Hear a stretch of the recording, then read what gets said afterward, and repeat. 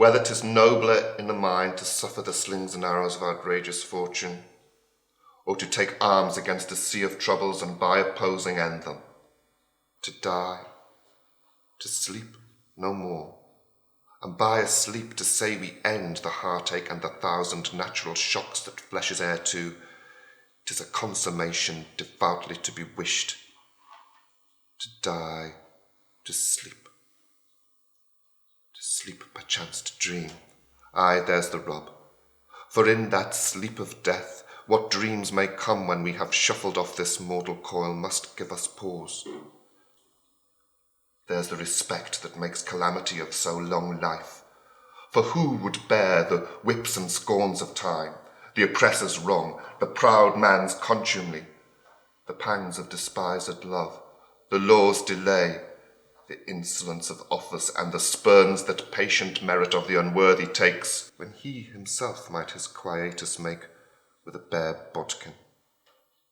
Who would fardels bear to grunt and sweat under a weary life, but that the dread of something after death, the undiscovered country from whose bourne no traveller returns, puzzles the will, and makes us rather bear those ills we have than fly to others that we know not of?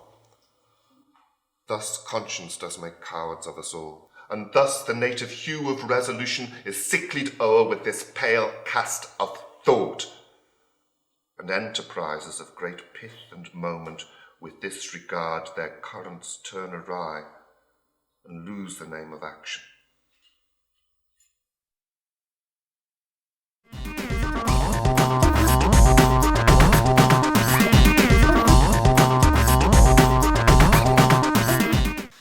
The quality of mercy is not strained.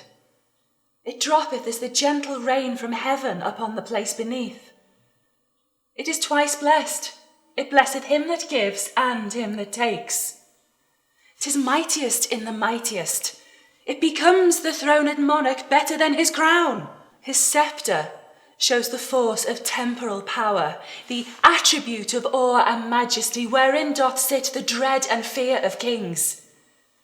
But mercy is above this sceptred sway. It is enthroned in the hearts of kings. It is an attribute to God himself, and earthly power doth then show likest gods when mercy seasons justice. Therefore, Jew, though justice be thy plea, consider this, that in the course of justice none of us may see salvation. We do pray for mercy, and that same prayer doth teach us all to render the deeds of mercy. I have spoke thus much to mitigate the justice of thy plea, which, if thou follow, this strict court of Venice must needs give sentence 'gainst the merchant there.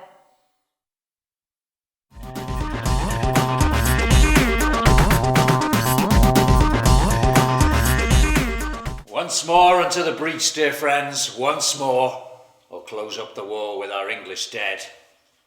In peace there's nothing so becomes a man as modest stillness and humility. But when the blast of war blows in our ears, then imitate the action of the tiger, stiffen the sinew, summon up the blood, disguise fair nature with hard-favoured rage. Then lend the eye a terrible aspect. Let pry through the portage of the head like the brass cannon. Let the brow o'erwhelm it as fearfully as doth the galled rock, or hang and jutty his confounded base, swirled by the wild and wasteful ocean. Now set the teeth, and spread the nostril wide, hold hard the breath, and bend up every spirit to his full height. On, you noblest English, whose blood is fret from fathers of war-proof, fathers that, like so many Alexanders, have in these parts from morn till even fought, and sheathed their swords for lack of argument. Dishonour not your mothers. Now attest that those whom you called fathers did beget you. Be copy now to men of grosser blood, and teach them how to war. And you, good yeoman, whose limbs were made in England, Show us here the mettle of your pasture. Let us swear that you are worth your breeding, which I doubt not. For there is none among you so mean and base that hath not noble lustre in your eye.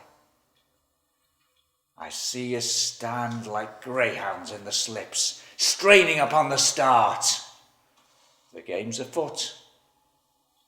Follow your spirits, and upon this charge cry, God for Harry, England, and St. George.